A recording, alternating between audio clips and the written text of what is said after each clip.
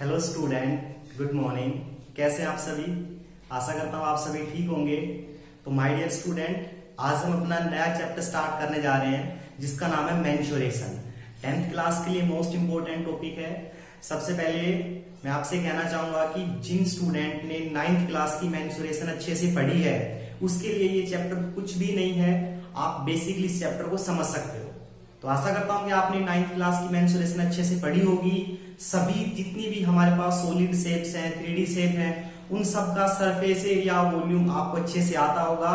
अब हम जो 10th क्लास में पढ़ेंगे, देखिए 9th क्लास के अंदर हमने शेप को अलग अलग करके पढ़ा था। किसी फर्स्ट एक्सरसाइज में सिलेंडर पढ़ा था, किसी में कोन पढ़ा था, किसी के अंदर हमें क्यूब, क्यूबॉइड ऐसे अलग अलग पढ़े थे। लेकिन अब अपने 10th क्लास के अंदर हम जो डिस्कस करेंगे वो करेंगे combination of the shapes. Combination of shapes का मतलब जैसे किसी सिलेंडर के ऊपर हेमिस्फीयर रख दिया या फिर किसी कोन के नीचे हेमिस्फीयर रख दिया, तो कुछ इस तरह की जो शेप्स है अब हम उनके बारे में डिस्कस करेंगे, कॉम्बिनेशन ऑफ शेप के बारे में। तो आइए हम अपनी इस वीडियो के अंदर कुछ इंपॉर्टेंट क्वेश्चन को डिस्कस करते हैं और आप अपने मैथ की एनसीईआरटी मैथ की 13.1 एक्सरसाइज को कंप्लीट करेंगे। तो आइए स्टूडेंट हम स्टार्ट करते हैं। तो देखिए सबसे पहले मैं पहला क्वेश्चन समझाता हूं आपको। इंपॉर्टेंट क्वेश्चन के बारे में डिस्कस करेंगे। कहता है हमारे पास दो क्यूब है, जैसे एक ये क्यूब हो गया और एक ये क्यूब हो गया। दो सेम डायमेंशंस के क्यूब है। ओके, इन दोनों क्यूब का जो वॉल्यूम है वो है 64 सेंटीमीटर क्यूब। 64 centimetre cube. तो the volume of given the volume of given cube is 64 centimetre cube. कहता आप इन दोनों क्यूब को जब ज्वाइन करोगे, इनको मिला दोगे, तो कहने का मतलब आपको एक ऐसी कुछ क्यूबॉइड की शेप नजर आएगी। कुछ इस तरह का क्यूबॉइड मिलेगा। जब हम दोनों क्यूब को अटैच कर देंगे तो क्या बनेगा? एक क्यूबॉइड बनेगा। आपको उस क्यूबॉइड का सरफेस टीएस से टोटल सरफेस एरिया निकालना है। तो कैसे निकालेंगे, आइए हम इस चीज को समझते हैं। बिल्कुल इजी कंसेप्ट है। सबसे पहले हम देखते हैं जो इसकी साइड है, दोनों क्यूब सेम है तो इसकी साइड मान लीजिए ए, इसकी भी ए। और जो क्यूब का वॉल्यूम है वो कितना होता है? ए क्यूब। किसके इक्वल दे रखा है? 64। ए क्यूब 64 को लिख सकते हैं हम 4 की power 3। Power equal to base equal to a 4 centimetre. तो कहने का मतलब जो ये छोटे छोटे क्यूब हैं, इनकी जो साइड है, जो डायमेंशंस है, वो कितनी आ गई? 4 सेंटीमीटर। तो अब हम इन दोनों को जब हम ज्वाइन करेंगे तो कुछ इस तरह का क्यूबॉइड बनेगा। तो क्यूबॉइड के अंदर क्या होता है? Length, breadth, height. Okay dear student, तो हम देखते हैं इसकी लेंथ कितनी है, ब्रेड कितनी है और इसकी हाइट कितनी है। तो देखिए ये जब दो क्यूब से अटैच किया गया है तो यहां से यहां तक की साइड इसकी है 4, ये भी है इसकी 4, तो टोटल हो गई इसकी लेंथ 8 सेंटीमीटर।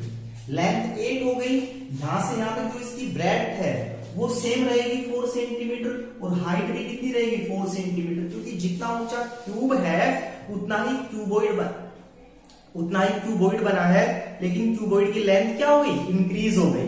हम कह सकते हैं इसकी जो लेंथ है वो 8 सेंटीमीटर, ब्रेड हो जाएगी 4 centimetre and height also 4 centimetre. अब हमें तीनों चीजें मिल गई, तो हमें क्या निकालना है? इसका टोटल सरफेस एरिया। तो डियर स्टूडेंट, क्यूबॉइड का जो टोटल सरफेस एरिया होता है वो क्या होता है? 2 time LB plus BH plus HL।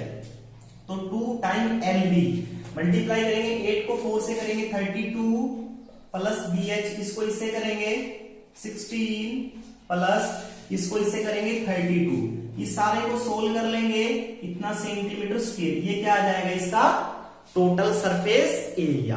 अगर हमसे पूछा जाए आप इसका वॉल्यूम निकालिए, तो जो क्यूबॉइड का वॉल्यूम होता है वो क्या होता है? L into B into H। तो तीनों की मल्टीप्लाई करेंगे, 8 into 4 centimetre cube which is the volume. तो डियर स्टूडेंट, आपको समझ आया होगा कि हमने कैसे अपने क्वेश्चन को कंप्लीट किया है, कैसे इसको सोल्व किया है। तो चलिए डियर स्टूडेंट, अब हम अपने नए क्वेश्चन की तरफ चलते हैं। देखिए ये सभी फॉर्मूले आपको 9th क्लास में आपने अच्छे से सीखे हैं। मैंने आपको ड्राइव भी करवाए हैं कि कौन सा फॉर्मूला कैसे बनता है पेपर कटिंग से, ठीक है। तो वो सब चीजें आपको आई होप अच्छे से समझ आई होंगी, याद होगा वो सब। तो उन्हीं के बेस पर जो हमारा 10th का कंसेप्ट है वो है कॉम्बिनेशन द शेप्स। एक शेप के ऊपर दूसरी शेप लिखी होगी और हम उसका सरफेस एरिया, वॉल्यूम, कुछ इस तरह के क्वेश्चंस को डिस्कस कर लेंगे। तो आइए अब हम एक क्वेश्चन और डिस्कस करते हैं। तो देखिए डियर स्टूडेंट, क्वेश्चन में कहता है कि एक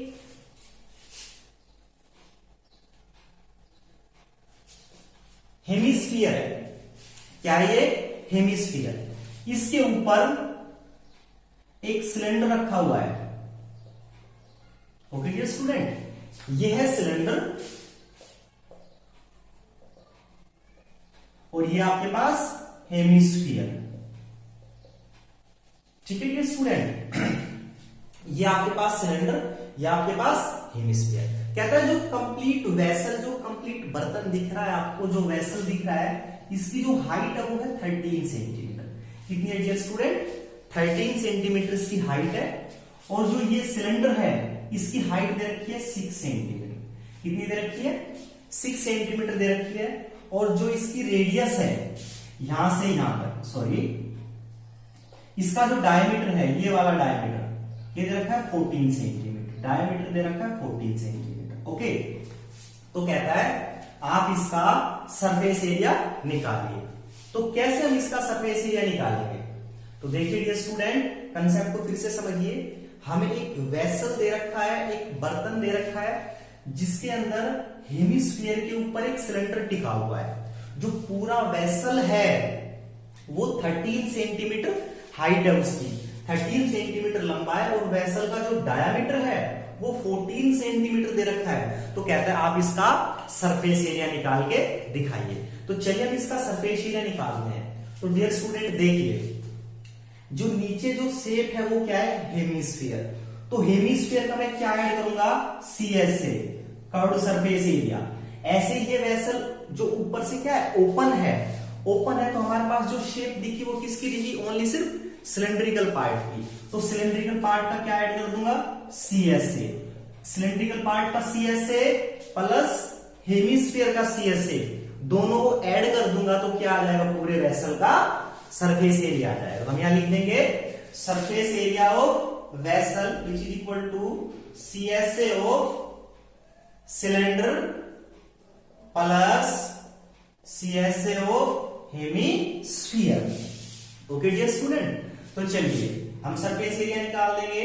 सिलेंडर का CSA क्या होता है? 2 पाई RH, और इसका क्या होता है? 2 पाई R²।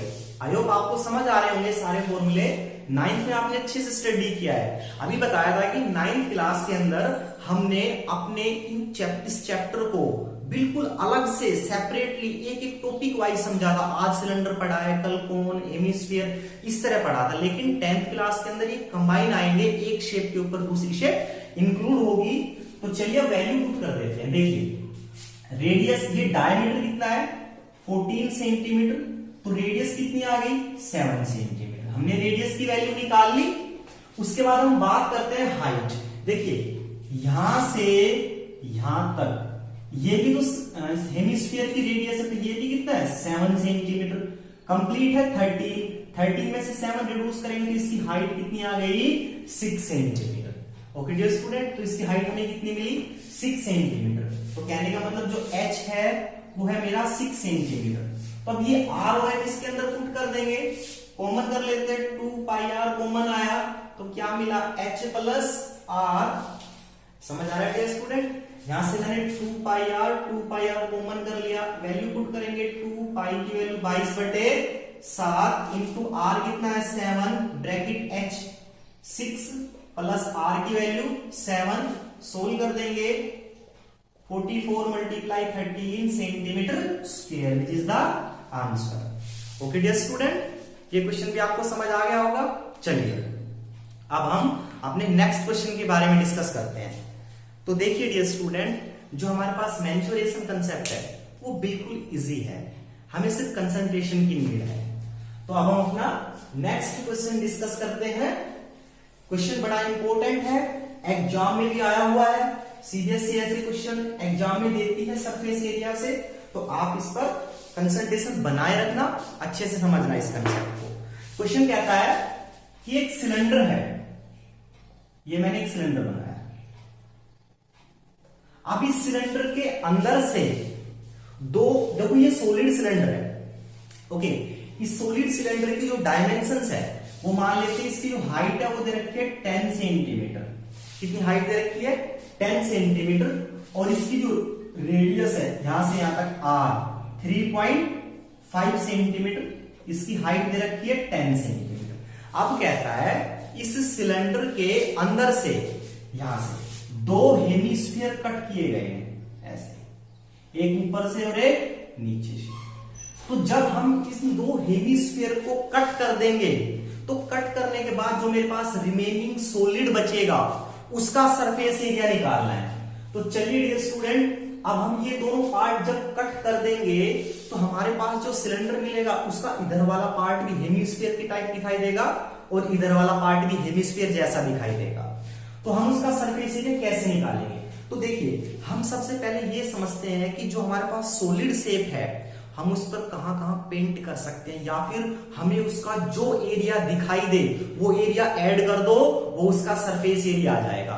तो जो हमारे पास सॉलिड सिलेंडर है उसका आउटर सरफेस एरिया तो यू का यू है, तो कहने का मतलब अगर मैं इस शेप का एरिया निकालूंगा, सरफेस एरिया निकालूंगा, तो कितना आएगा? 2 पाई आर एच। इसका मतलब जो सिलेंडर है वो आउटर साइड से तो सेम एज इट इज दिखेगा, तो 2 पाई आर एच। अब ऊपर से जब मैंने इस शेप को निकाल दिया तो अंदर से कैसा दिखाई दिया, मतलब अंदर भी मैं पेंट कर सकता हूं, अंदर का सरफेस एरिया भी दिख रहा है मुझे। तो अंदर क्या है? हेमिस्फीयर, इसका मतलब 2 पाई आर स्क्वायर प्लस नीचे वाली ये शेप भी निकाल दूंगा तो नीचे से भी मुझे कैसा दिखेगा? Hemisphere type. उसके अंदर की तरफ भी मैं हेमिस्फीयर पोर्शन दिख रहा है मुझे, तो उसका एरिया भी क्या हो जाएगा? 2 pi are square. Dear student, आपको थोड़ा अच्छे से समझना है। देखिए, यहां बॉडी से मटेरियल कम हो रहा है, इसका मतलब ये सॉलिड है, इसमें से दो हेमिस्फीयर कट कर दिए गए तो इसका वॉल्यूम कम हुआ लेकिन इसका सरफेस एरिया बढ़ गया।